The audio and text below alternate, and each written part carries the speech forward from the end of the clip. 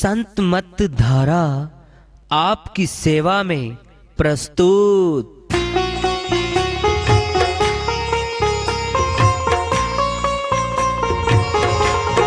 जो चाहता है प्रभु प्यारा वो आओ संत मत धारा, भक्ति भेद बता कर सारा वो कर दे भव के पारा। जो चाहता है प्रभु प्यारा वो आओ संत मत धारा, भक्ति भेद बता कर सारा वो कर दे भव के पारा। जो चाहता है प्रभु प्यारा।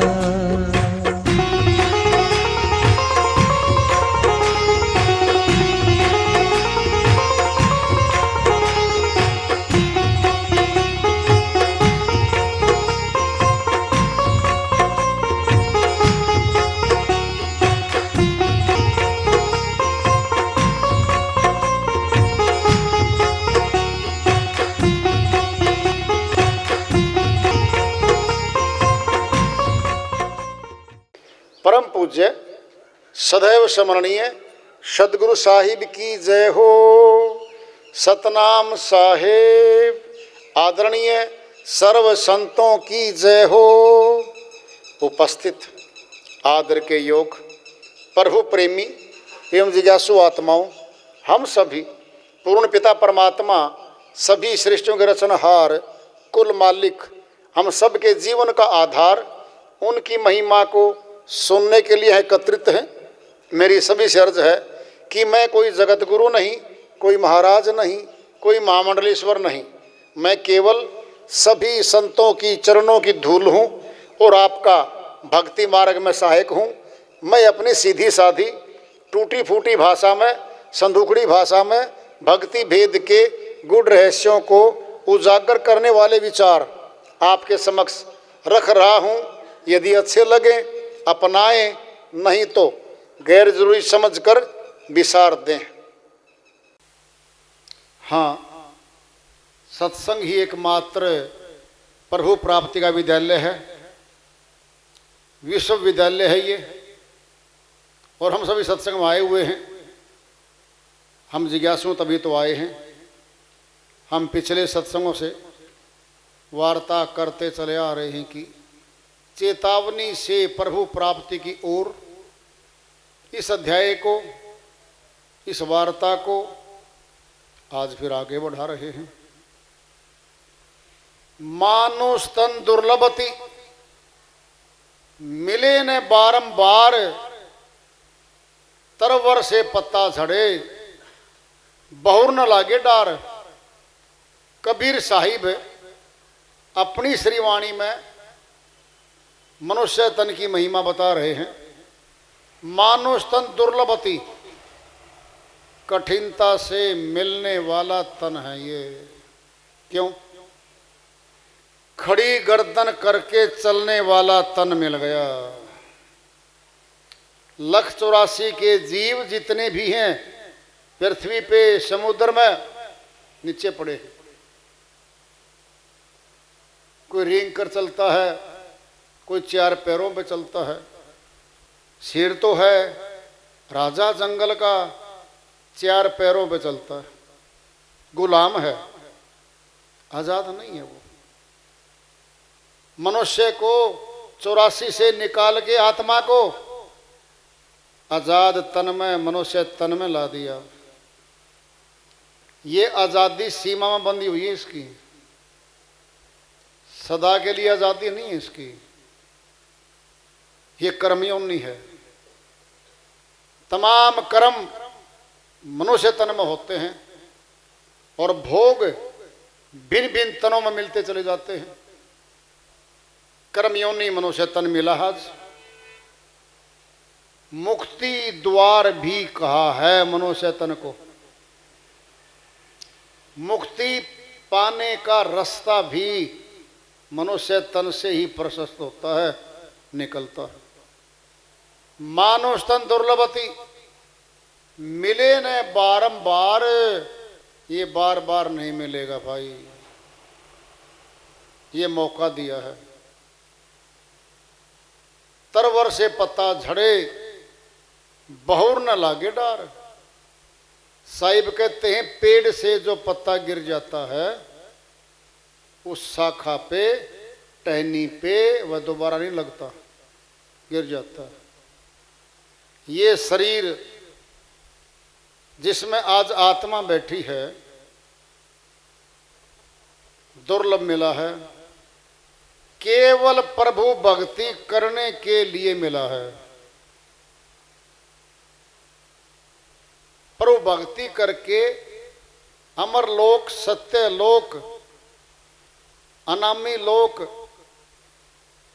में जाने के लिए मिला। भक्तिहीन नर पशु समाना, जो मनुष्य तन पाकर प्रभु भक्ति नहीं करते वो पशु के समान है। क्यों? करनी पशु वाली है। शरीर तो मनुष्य का है, करनी पशु की कैसी है? खाना पीना सो जाना ये काम है पशु समाना। आया कमाया खाया सोया और जीवन बिता गया, पर वो भक्ति नहीं करी, पशु योनि में गया। कोई साथ नहीं गया घर का। जोड़ा तो बहुत, धन कमाया, जमीनें खरीदी, महल बनाए, ऊंचे पद भी लिए, मौत पे सब छूट गया। जो छूट गया फिर वो हमारा कहाँ था? अगर हमारा होता कमाया हुआ धन तो हमारे साथ जाता। माता के गर्भ से मिला हुआ तन भी छुड़वा लिया काल पुरुष ने। ये काया, ये माया जिसके 10 इंद्रियां लगी हुई है, 5 कर्मेंद्री, 5 ज्ञानेंद्री, 10 इंद्रियां नाशवान है। परमात्मा तो अविनाशी है। 10 इंद्रियों के द्वारा प्रभु नहीं मिलता, अनुभूति नहीं होती उसकी। क्यों? आत्मा अंश है परमात्मा का। परमात्मा तो अविनाशी है, आत्मा भी अविनाशी है। आत्मा शरीर को छोड़ के जाएगी, फिर आत्मा ने ही तो मिलना है परमात्मा से जो अविनाशी है। श्री गीता अध्याय 2 श्लोक 23 में श्री कृष्ण भगवान अर्जुन के माध्यम से फरमाते हैं, नैनम सिदंती शस्त्राणि नैनम दहती पावक है न चैनम कदन सोचती मारुत है। हे अर्जुन, आत्मा अजर अमर अविनाशी है, इसका नाश नहीं होता। अग्नि जला नहीं सकती, पानी गीला नहीं कर सकता, हवा सुखा नहीं सकती, शस्त्र काट नहीं सकता इसको। ये आत्मा कर्मानुसार भिन्न भिन्न तनों को धारण करती हुई आवागमन से बंधी चली जा रही है और दुख को प्राप्त हो रही है। घूमते घूमते आज मनुष्य तन में बैठी है। सत्संग पशुओं को नहीं सुना जाता, मनुष्यों को सुना जाता है। क्यों? वहां से परमात्मा की प्राप्ति का कोई रास्ता नहीं निकलता। वो दंड है, भोग है। संतों ने जेल खाना कहा है, जेल खाना है वो। 184 के जितने तन हैं वो जेल खाने में पड़े हैं। ये मनुष्य तन है जिसमें से रास्ता निकलता है परमात्मा को मिलने का, परमात्मा के दर्शन करने का, परमात्मा के देश में जाने का। बाकी तनों में तो ये सुलभ है ही नहीं। और आज ऊंचा तन मिला है, इस तन की महिमा बहुत गाई है संतों ने। एक संत जी की श्रीवाणी आ रही है, भजन के माध्यम से है, उसको लेते हैं। वह अपनी श्रीवाणी में फरमाते हैं, इस बार भजन कर ले, मुक्ति का यतन कर ले, कट जाएगी 84, हरि का सिमरण कर ले।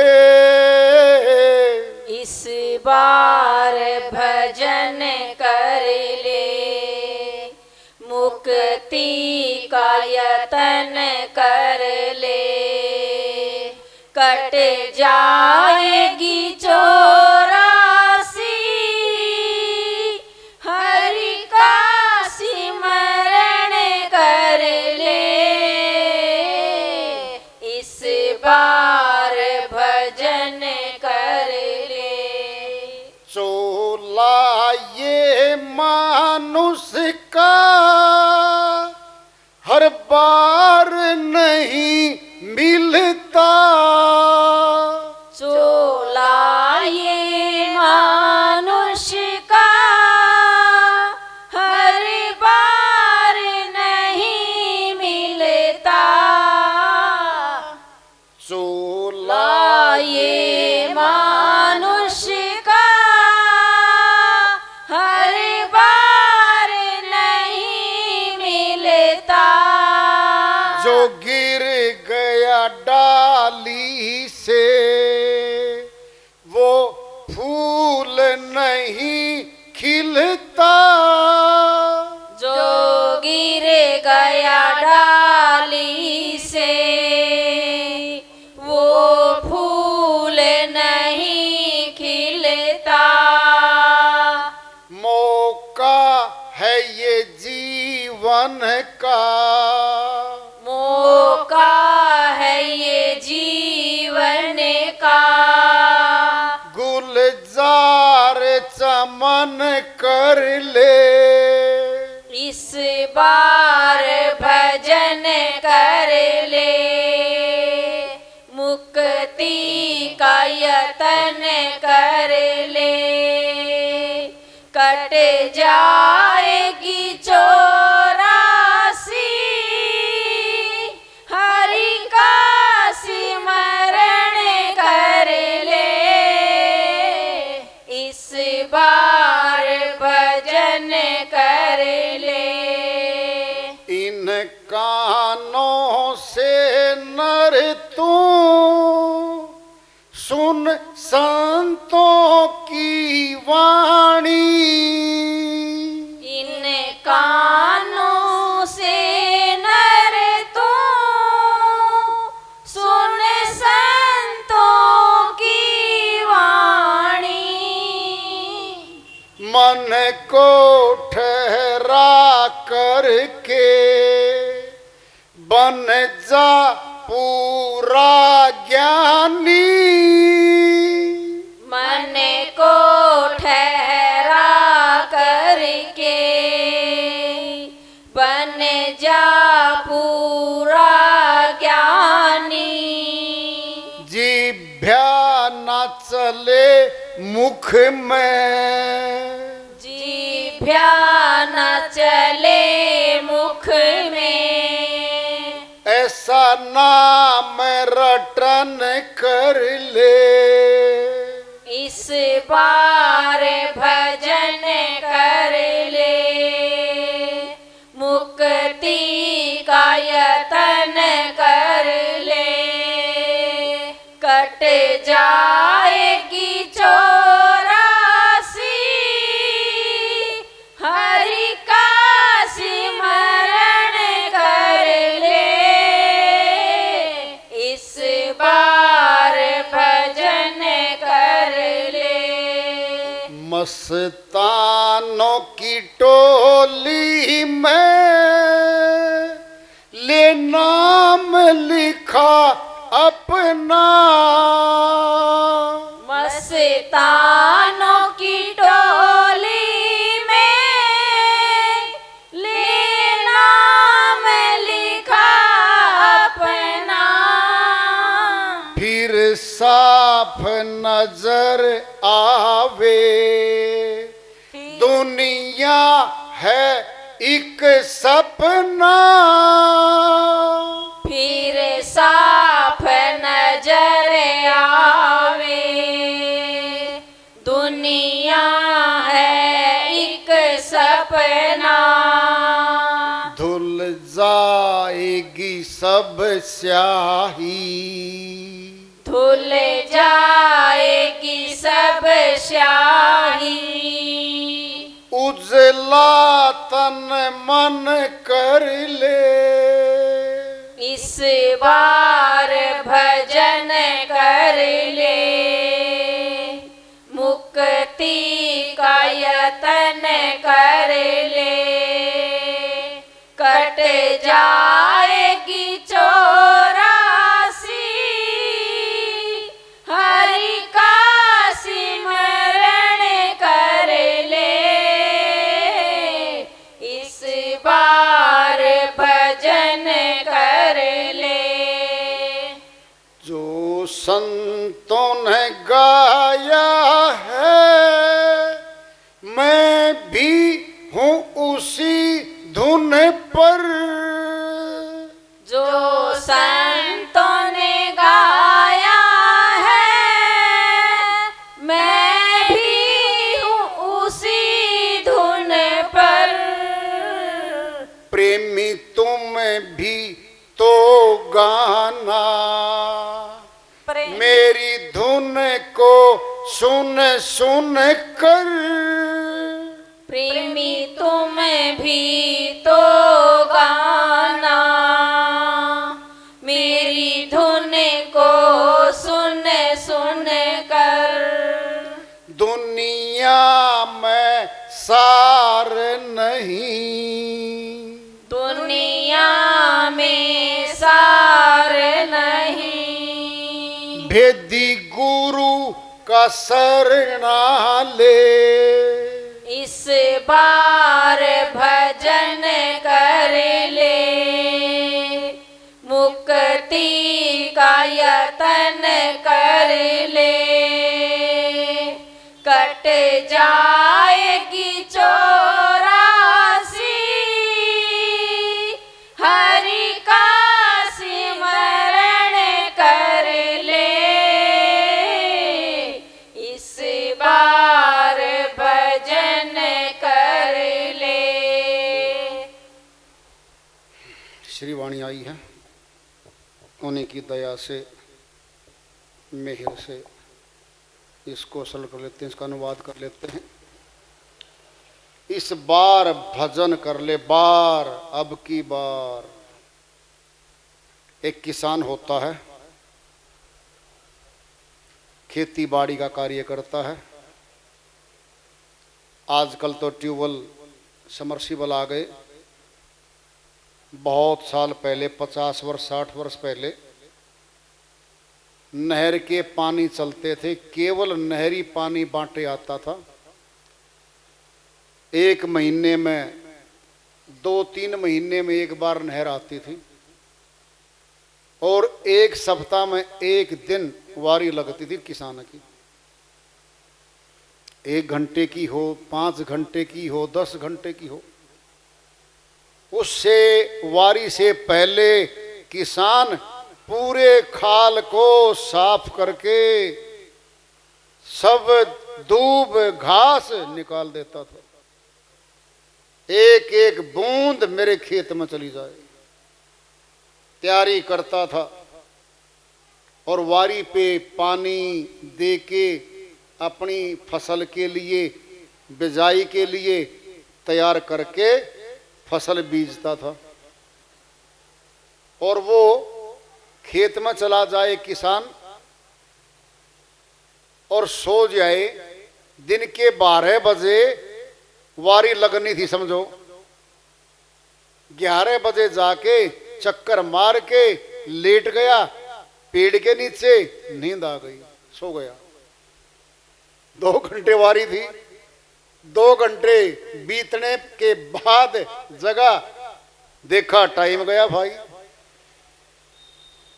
अब कैसे पानी सींचेगा अपनी जमीन में, कब बिजाई करेगा, कब फसल लेगा, कब गुजारा चलेगा परिवार का।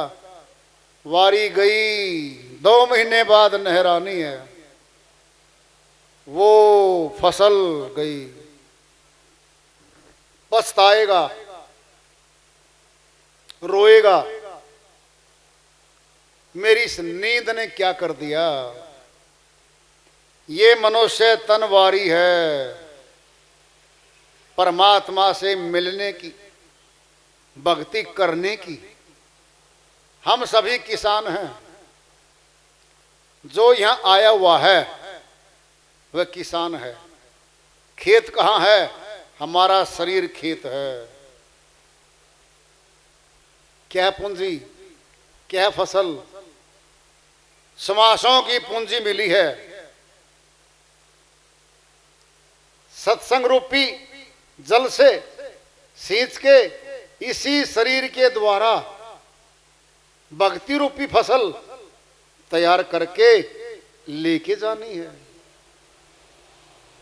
ये क्या करता है? अभी तो शादी हुई है, दूसरा कहता भी 2 बच्चे पैदा हुए हैं, तीसरा कहता अभी तो पढ़ाई करवानी है, फिर शादी करनी है बच्चों की, फिर मकानात बनवाने हैं उनके। दिन रात पति पत्नी बैल की तरह कमाते कमाते चले गए, 60 वर्ष के हुए पाए। सुना है भगवान भी होता है, अब खोज करेंगे, अब चलेंगे। 60 वर्ष होने के बाद बीमारियां आने लगती हैं शरीर में, थकावट, शरीर पूरा काम नहीं करता। भक्ति जैसा काम, जवानी में किया जाने वाला काम वृद्धावस्था पे टाल गया।